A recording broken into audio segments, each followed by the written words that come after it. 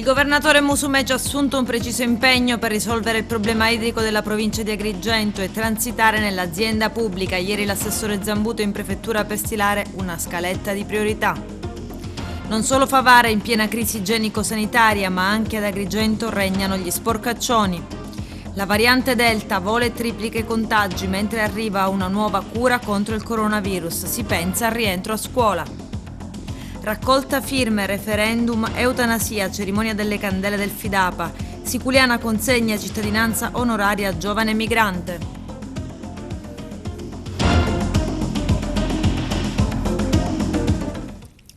Bentrovati gentili telespettatori al nostro appuntamento con l'informazione. In apertura parliamo del servizio idrico in provincia di Agrigento, un servizio che non può fermarsi. Regione, sindaci e AICA a rapporto dal prefetto. L'incontro è stato voluto dall'assessore regionale agli enti locali Marco Zambuto e servito per stilare una scaletta di priorità, una programmazione che deve tenere conto dell'approvazione all'ARS del disegno di legge che per l'AICA stanzia 10 milioni di euro, norma che potrebbe essere varata durante la seduta del prossimo 3 agosto. Il servizio del nostro direttore Arturo Cantella. Prefetto, un incontro importante oggi per discutere di un tema caldissimo che è l'emergenza idrica, con tanti lavoratori che aspettano, insomma la distribuzione idrica sta avendo anche grossi problemi, specialmente ad Agrigento. Questo vertice quali risultati potrà avere?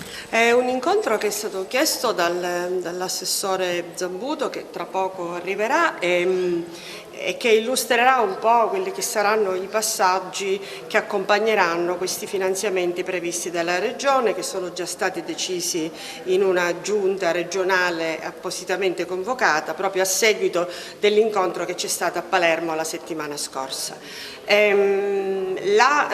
L'AICA è nata e sta muovendo i primi passi. Certamente andrà gestito questo momento, questa fase di transizione, che è una fase assolutamente delicata, ma credo che tutti abbiano ben presente che comunque il servizio dovrà essere assicurato, che ci sono dei lavoratori che devono essere salvaguardati, ma guardate, non è solo il problema di salvaguardare il lavoratore significa assicurare il servizio, perché il servizio non è che va avanti da solo, quindi diciamo che i lavoratori dalla loro parte hanno questa grande arma per certi versi.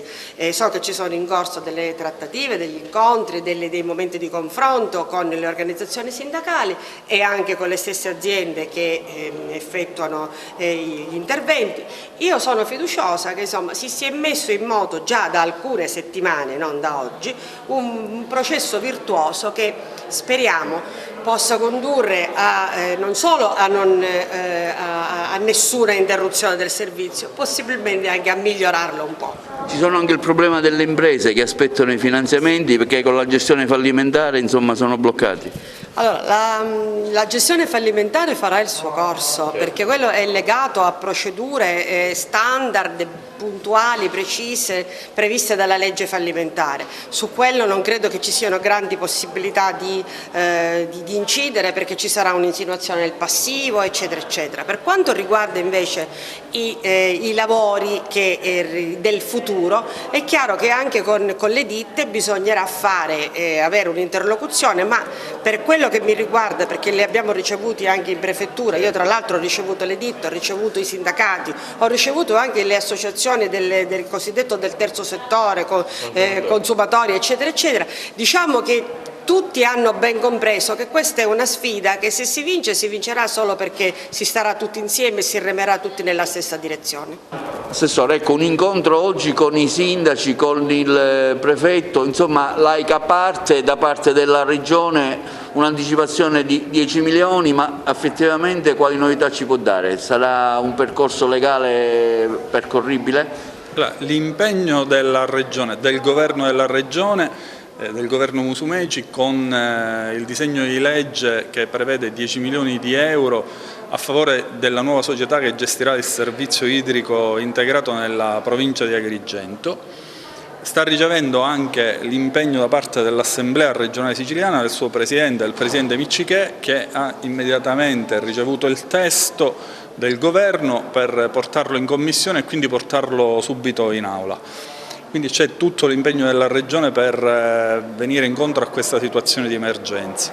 L'incontro di oggi ha il significato di fare un cronoprogramma nel quale individuare quali sono le responsabilità, in modo tale da poter il 3 di agosto consentire questo passaggio e fare in modo che quindi tutti i passaggi avvengano garantendo il servizio idrico nella provincia di Agrigento, sapendo che siamo quindi in una fase di trapasso di gestione dove è necessario che ognuno si assuma le responsabilità e soprattutto è necessario che si individuino i responsabili dei vari passaggi. Zona importante questo, perché finalmente vediamo all'orizzonte la vita di questo nuovo soggetto pubblico, AICA. Le difficoltà sono tante, le conosciamo, da parte nostra c'è tutta la buona volontà per andare avanti e risolvere questi problemi in modo da continuare la gestione del servizio idrico integrato nell'Agrigentino. Sono le problematiche dei lavoratori, le problematiche delle imprese, quindi diciamo i problemi sono tanti, li mettiamo in fila uno per uno e cercheremo di risolverli. Presidente, un incontro oggi qui in Prefettura per discutere sull'inizio dell'attività dell'AICA, cosa ci può anticipare? No, un incontro utilissimo su iniziativa di Sua Eccellenza il Prefetto.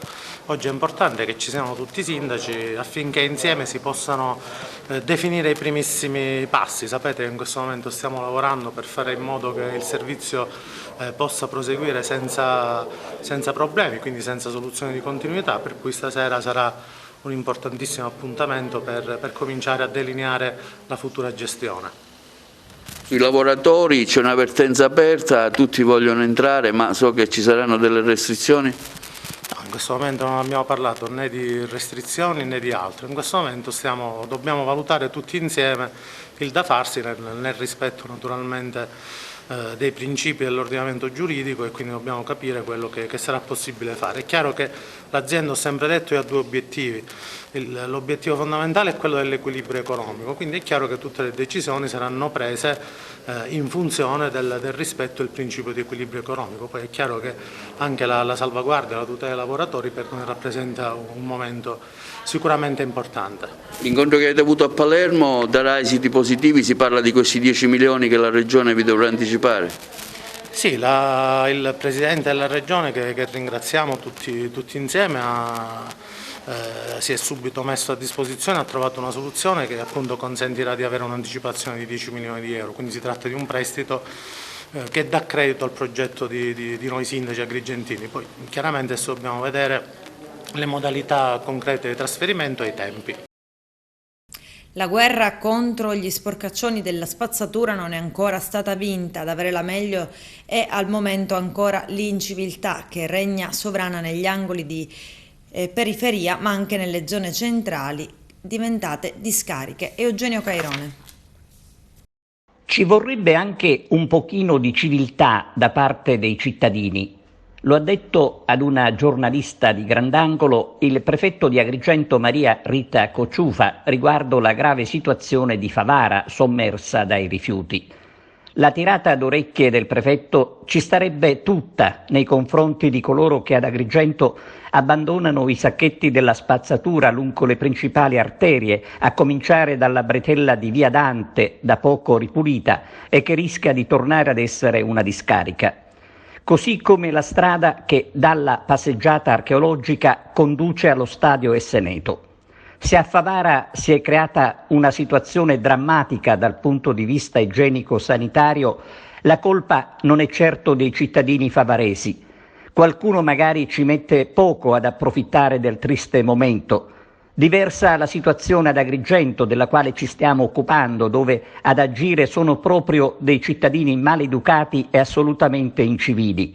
Certo non ci può essere una telecamera ad ogni angolo, ma qualcosa bisogna farla per scovare questi individui spregevoli che arrecano un grande danno soprattutto all'immagine della città. Chissà cosa avranno pensato i turisti scesi dal pullman nei pressi del museo archeologico vedendo i tanti sacchetti sparsi ai bordi della strada. Ecco allora la necessità di impedire a questi soggetti di far male all'ambiente e all'immagine della città. Delle auto civetta potrebbero rappresentare intanto un deterrente. Staremo a vedere in che modo si intenda risolvere la questione. Fuoco a Realmonte, dove un incendio la cui natura è ancora al vaglio degli inquirenti ha interessato parte della facciata del chiosco Nodo a Mare, struttura che si trova sulla spiaggia di Lido Rossello. Le fiamme hanno anche lambito la zona della cucina. L'episodio si è verificato la scorsa notte. Ad accorgersi del rogo alcuni residenti della zona che hanno allertato le forze dell'ordine. Sul posto sono intervenuti i vigili del fuoco del comando provinciale di Agrigento e i carabinieri della stazione di Realmonte. Avvia delle indagini per capire l'origine dell'incendio. Al momento non si esclude nessuna ipotesi, neppure quella dolosa. L'impennata della variante Delta in Sicilia, casi triplicati. La Commissione regionale sanità all'ARS, presieduta da Margherita La Roccaruvolo, discute anche del rientro a scuola. Vediamo. Onorevole Margherita La Roccaruvolo, Presidente della Commissione Sanità. Ecco, come stiamo vivendo un momento difficile, i casi continuano ad aumentare, siamo oltre i 500, vicino ai 600, gli open day per quelli superiori ai 12 anni sono aperti. Ecco, voi come pensate un po' di arginare questo fenomeno epidemiologico con la variante Delta? Ma l'assessorato ormai sono mesi che ha aperto diversi hub e in questo ultimo periodo anche sulle spiagge, in qualunque luogo si trovino sia i giovani che gli over 60, che sono quelli che ancora non si avvicinano alla vaccinazione.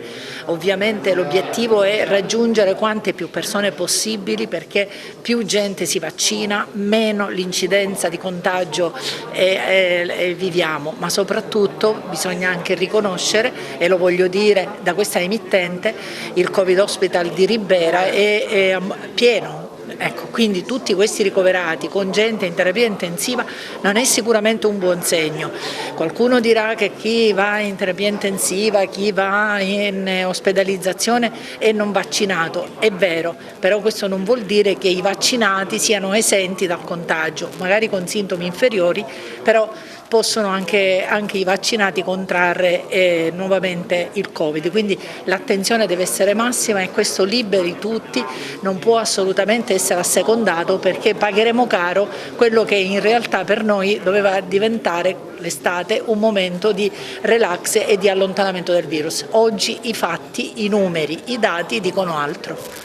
Da parte di Figliuolo arriva una sollecitazione ad avere gli elenchi dei docenti che non hanno fatto i vaccini, ecco, in vista delle prossime scuole che si apriranno quanto prima. Ecco, voi come Presidente della Commissione Sanità farete qualche sollecito in questo senso alle scuole? Io presumo di sì, mercoledì ci sarà l'assessore Razza in Commissione Salute proprio per gli ultimi aggiornamenti, perché non si può immaginare di ricominciare un anno scolastico in DAD, però cominciarlo in presenza vuol dire avere la popolazione vaccinata, sia gli insegnanti che tutti gli operatori che ruotano attorno al mondo della scuola, e ovviamente una sicurezza per tutti. E ad accendere le speranze una pillola contro il Covid. Vediamo. Sì, a Palermo è cominciata la sperimentazione di un nuovo antivirale contro il Covid. Si tratta di un antivirale che si assume per via orale, 2 compresse al giorno per 5 giorni. In realtà si tratta di uno studio randomizzato, controllato verso placebo, quindi questo bisogna dirlo, si tratta di uno studio.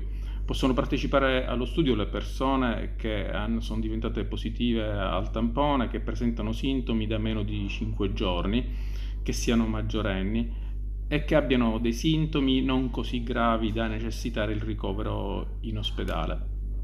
È un farmaco che agisce sulla replicazione virale, un farmaco che agisce contro i virus RNA come anche il virus dell'influenza, il virus respiratorio sinciziale, contro l'Ebola. Diciamo, non è un farmaco specifico per il Covid, in realtà si vuole dimostrare appunto che sia realmente efficace contro questa malattia, ed è per questo che stiamo conducendo questa sperimentazione. I dati iniziali sono incoraggianti per quanto riguarda l'efficacia in vitro e la mancanza di eventi avversi nei volontari sani, quindi diciamo, siamo abbastanza sereni e fiduciosi che questo farmaco potrà essere efficace. È giusto dire che questo farmaco assolutamente non si vuole sostituire al vaccino, che rimane l'unica strategia valida per combattere questa pandemia.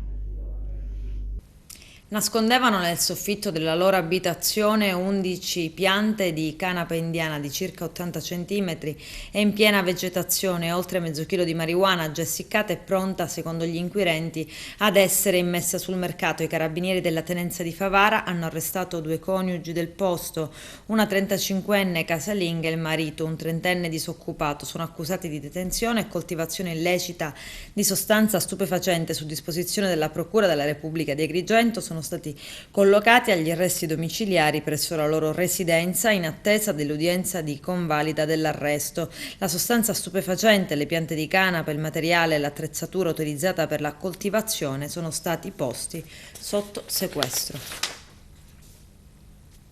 Eutanasia legale, raccolta firme per il referendum anche ad Agrigento. Arturo Cantella. Allora, un aggiornamento sui dati della raccolta per il referendum. Già ci eravamo sentiti la settimana scorsa ad Agrigento quando avete fatto la conferenza stampa.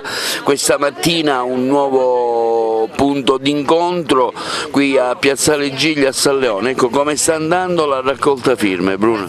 La provincia di Agrigento risponde bene, finora siamo alle 1000 firme, ci stiamo muovendo in tutta la provincia, Campobello di Licata, Sciacca, Licata e ovviamente San Leone. Nel mese di agosto cercheremo di organizzare delle iniziative in punti di incontro più turistici come Giallonardo e Siculiana e Agrigento stessa.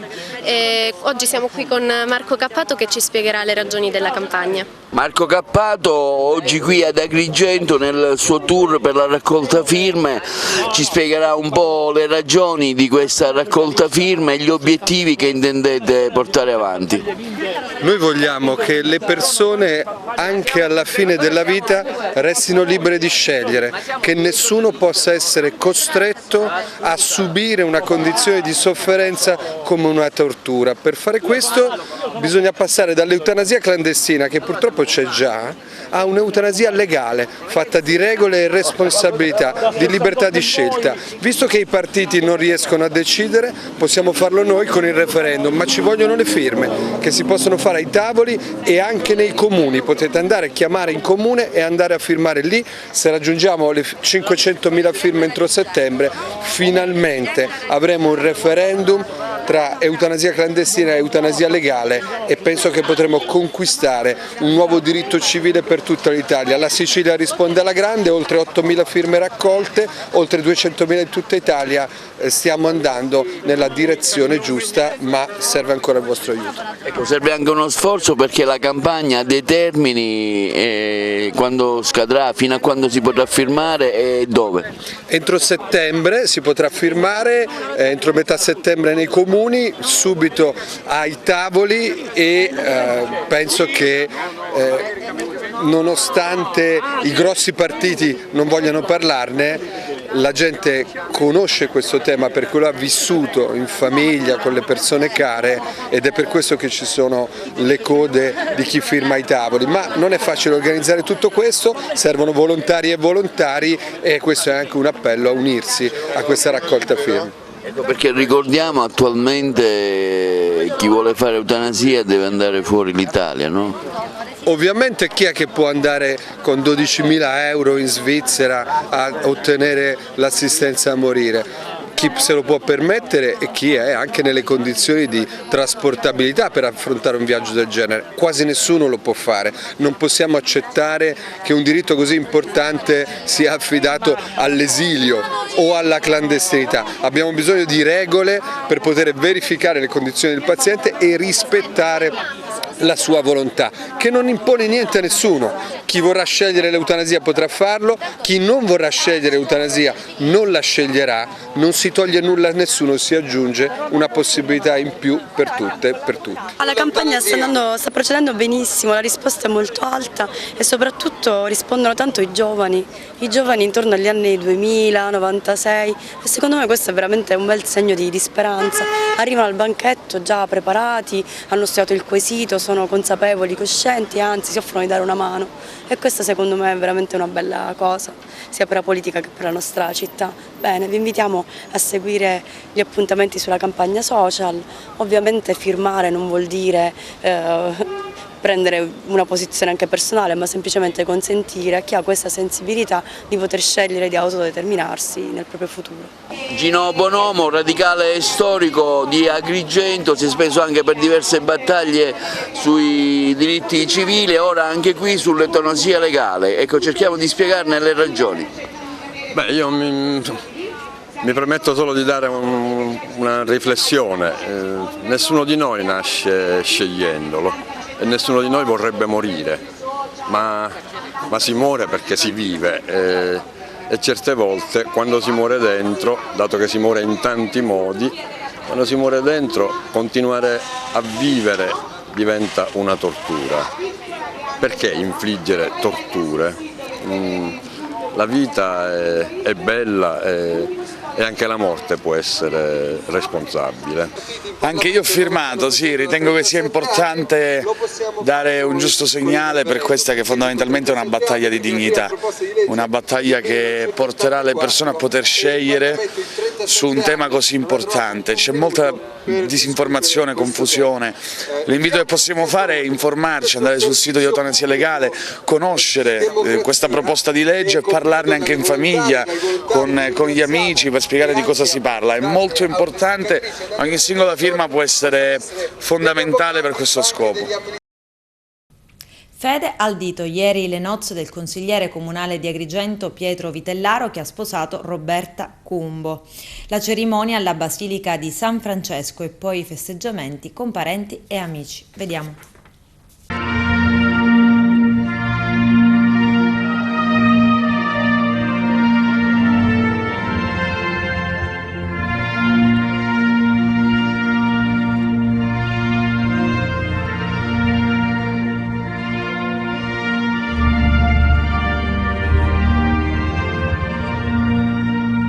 Grande festa ieri per il matrimonio del consigliere comunale di Agrigento, avvocato Pietro Vitellaro, che con una sobria cerimonia ha sposato Roberta Cumbo. Tanti gli amici e parenti che hanno festeggiato il gioioso evento tra la commozione dei genitori dei novelli sposi. A Pietro e Roberta e ai genitori Franco e Patrizia Vitellaro e alla signora Cumbo giungano i più fervidi auguri di TVA. Vi proponiamo qualche momento saliente della cerimonia. La liturgia nuziale di Roberta e di Pietro si è svolta presso la Basilica dell'Immacolata di Agrigento. Il matrimonio è stato celebrato da Don Baldo Reina.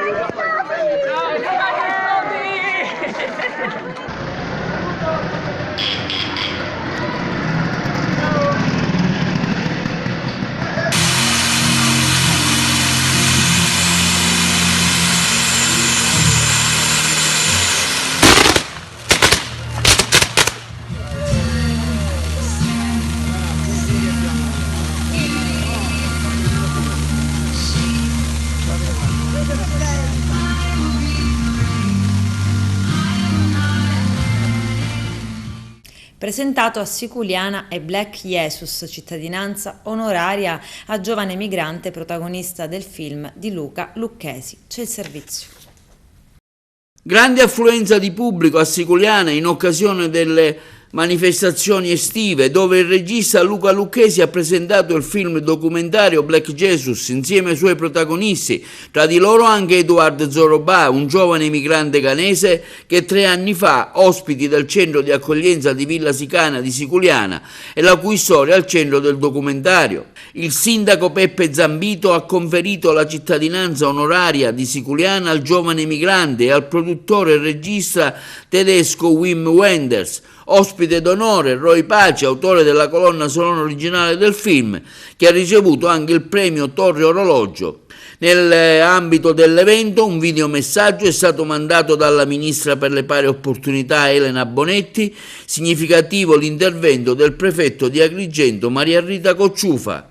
Il film racconta di Siculiana, di questo paese, e di Edward, un ragazzo del Ghana arrivato qui nella struttura di Villa Sicana, e l'incontro con la nostra comunità.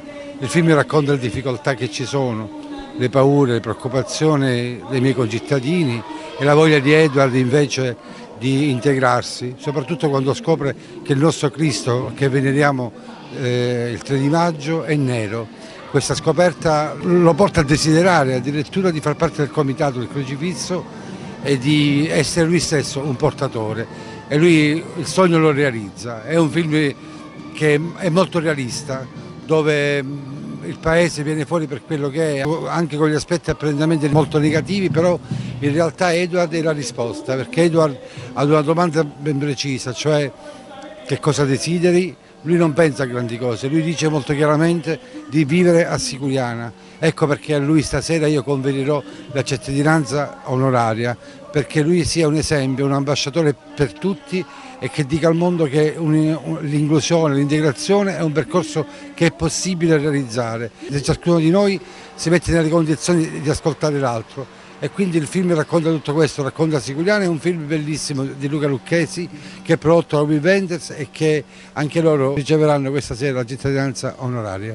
Essere testimone di 2 anni della vita di questo paese, le tradizioni, le feste religiose, ma soprattutto quello che interessava a me è il vivere quotidiano tra una festa e l'altra. Spesso diamo importanza alle feste religiose, ma in realtà i giorni prima e i giorni dopo sono quelli più veri, quelli in cui la gente mostra le proprie sofferenze, le proprie paure, il proprio amore per questa terra e il proprio dolore per quello che manca.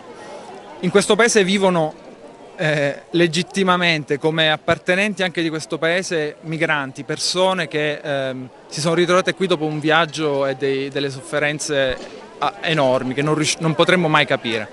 Ed Edward, tra di loro, è stata una persona che ho incontrato e che, devo dire, mi ha veramente fatto capire il senso di queste nostre feste, di queste tradizioni. Noi preghiamo Gesù e in questo Gesù a volte vediamo noi stessi, come se ci stessimo guardando allo specchio. In realtà questo Gesù ci mostra il nostro prossimo, ci mostra questi ragazzi, ci mostra Edward e dice: io sono come loro. Il crocifisso nero di Siculiana per me dice questo. Quindi nel senso della comune appartenenza a questa comunità, al dialogo piuttosto che all'integrazione, che è una parola che mette noi come protagonisti della vicenda. Noi non siamo i padroni della nostra storia, siamo figuranti come tutti gli altri esseri umani. Piuttosto che integrare qualcuno dovremmo interagire con questa persona, dovremmo parlare, incontrarci e aprirci al dialogo. Questa è la cosa che ho imparato forse da questo mio film. Un film così, che questo film che andrà in giro per il mondo, darà uno spaccato, darà veramente un'idea di che cosa significa realmente convivere con un fenomeno migratorio anche molto importante, molto significativo. È un'esperienza difficile, esaltante, in cui può venire fuori il peggio, ma io penso invece che viene fuori anche tanto meglio, come quello che abbiamo visto. Quindi auguriamoci per Edward un futuro che sia un futuro bello, un futuro pieno di opportunità. È un'occasione importante non solo per la comunità di siculiana, ma per tutto il nostro paese, per la Sicilia, per la nostra Italia, di riflettere, di osservare con uno sguardo nuovo la necessità di farci davvero portatori di un modello sociale inclusivo, accogliente, di un nuovo modello di Europa che anche la nostra bella terra della Sicilia vuole e sa interpretare. Adesso la pubblicità, a tra poco, vi aspetto. Agrigento, la Fidapa celebra la 40ª cerimonia delle candele. C'è il servizio. Alla presenza della Presidente nazionale, della Presidente distrettuale e di altre cariche, Fidapa di Agrigento ha celebrato la 40ª cerimonia delle candele. Lo ha comunicato la Presidente Luigia Curseri, che ha sottolineato che la sezione in questi 40 anni di vita è stata sempre aperta al territorio, alla società, all'innovazione, con attività che hanno inciso nel tessuto sociale e culturale cittadino, come le targhe nottone, che la Fidapa di Agrigento ha donato al Comune e fatto affiggere per illustrare alcuni dei monumenti più importanti della città, palazzi storici, chiese e vari altri punti caratteristici, l'istituzione del premio Caruselli, rivolto alle giovani avvocatesse agrigentine per onorare Marica Caruselli, fondatrice della sezione di Agrigento e una delle prime avvocate penaliste italiane. Quest'anno finalmente si è concluso il lungo iter intrapreso dalla nostra sezione, ha concluso la Presidente Curseri, per intitolarle una strada e il Comune di Agrigento a breve apporrà la targa nell'ambito anche del progetto di toponomastica al femminile. Torna il Luna Park all'insegna della solidarietà a favore dei ragazzi disabili. Vediamo.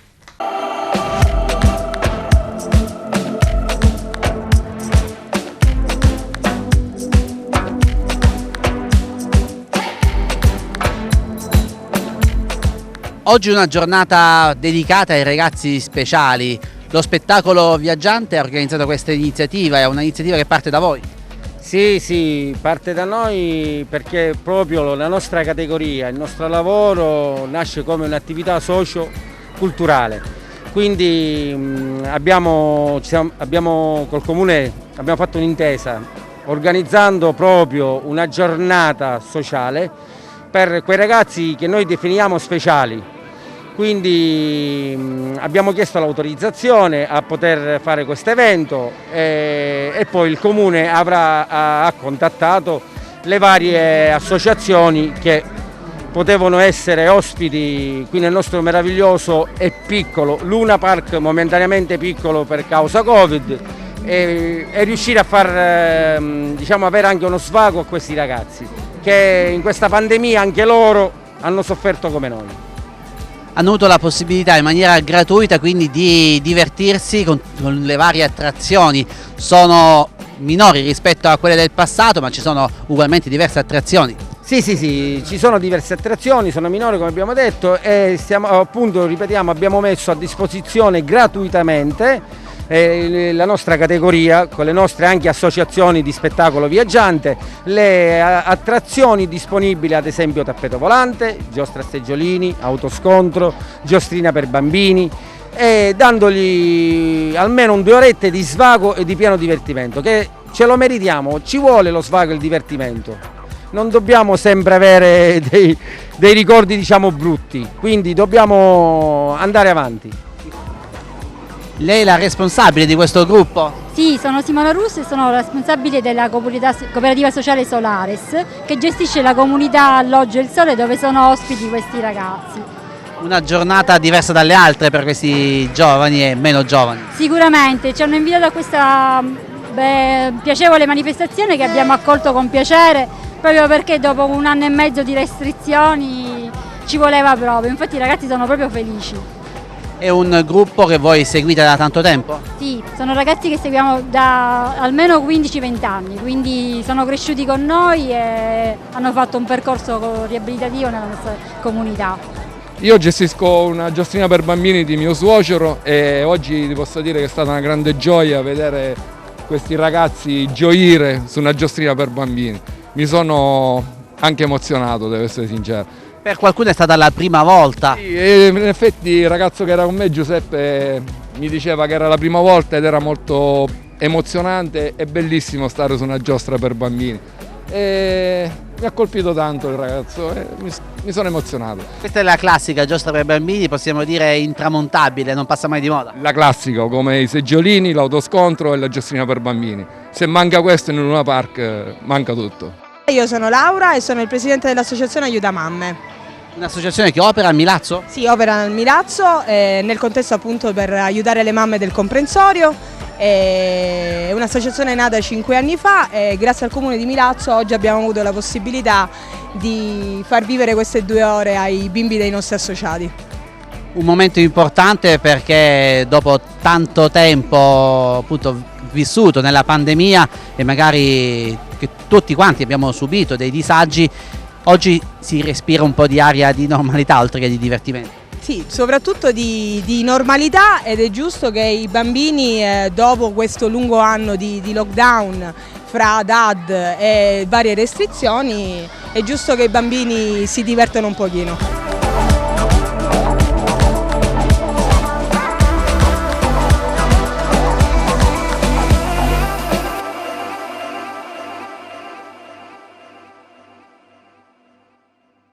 Si sono incontrate casualmente all'interno di un panificio di Canicattì, hanno iniziato a litigare per questioni sentimentali. Al centro della discussione un uomo, attuale compagno di una delle 2 donne ed ex dell'altra. La discussione è subito divenuta accesa e il titolare dell'esercizio commerciale ha chiamato la polizia. Quando sono intervenuti gli agenti del locale commissariato, le 2 donne, una 49enne e una 45enne, si sono calmate.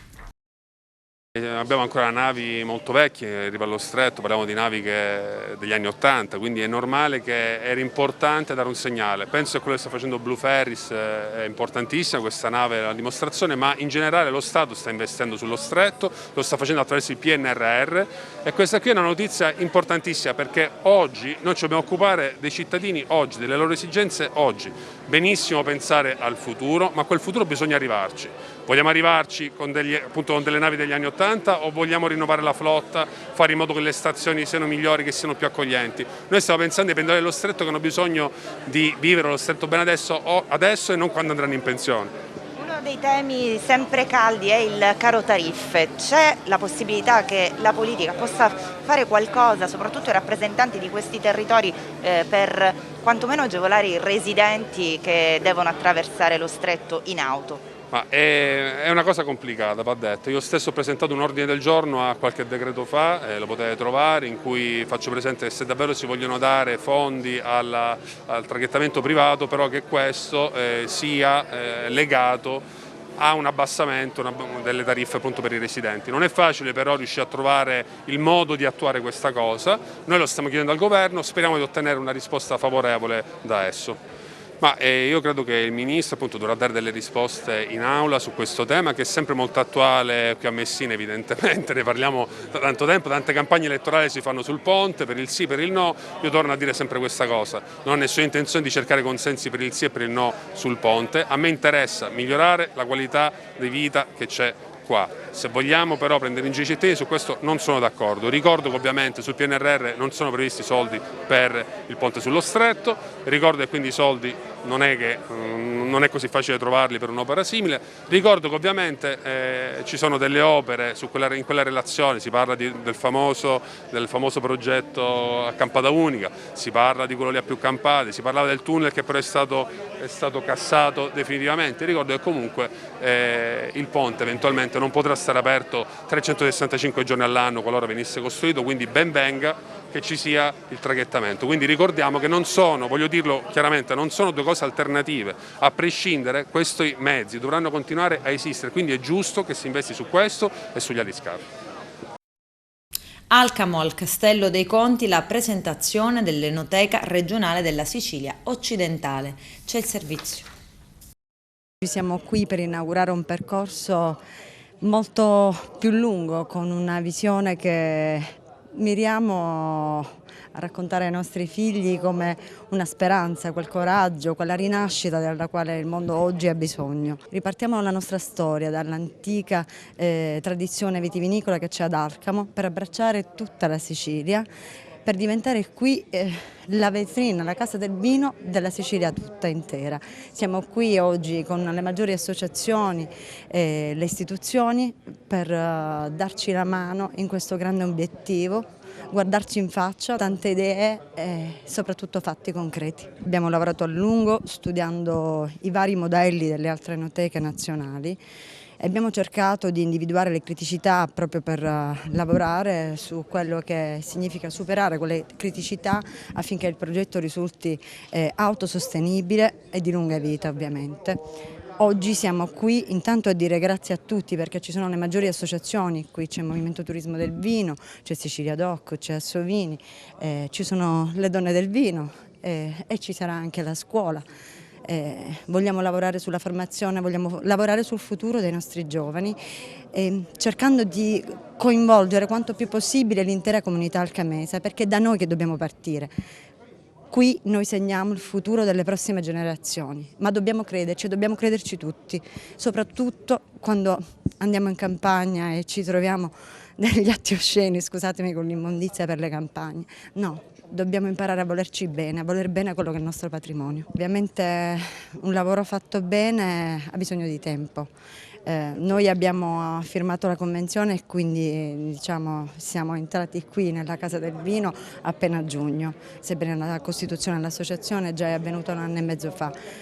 Ma da oggi noi cominciamo a lavorare tutti e dobbiamo concentrare quanto più possibile l'interesse di tutte le aziende, di tutte le case vinicole siciliane, dei consorzi, di tutti gli altri ristoratori, Federalberghi. Dobbiamo concentrare l'attenzione di tutti perché solo facendo rete, solo facendo gruppo possiamo raccontare la Sicilia nella sua straordinaria bellezza e soprattutto in quello che può veramente dare sviluppo a tutto il territorio. Un'enoteca che abbiamo finanziato come assessorato circa 10 anni fa con i fondi comunitari e quindi dopo alterne vicende finalmente stasera penso che sia la volta buona, che si parta veramente, cominciamo a fare sistema su quello che è l'enoturismo in futuro della Sicilia. Finalmente ci siamo, è un momento molto bello per noi, per tutto il territorio, non solo per Alcamo, perché l'enoteca deve essere la vetrina di questo territorio. Poi è chiaro che noi ci mettiamo il cuore, la passione, ovviamente Alcamo significa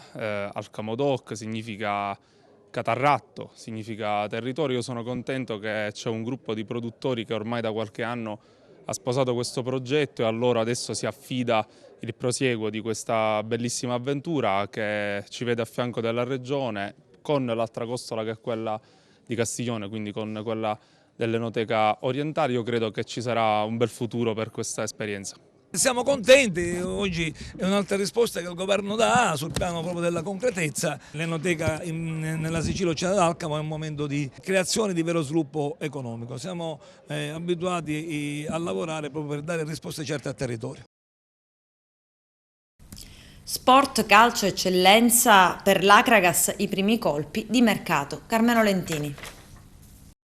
Prima riconferma e primi arrivi in casa Acragas. È notizia di queste ultime ore della riconferma del forte difensore agragantino Alfonso Cipolla e del contemporaneo arrivo di un paio di calciatori.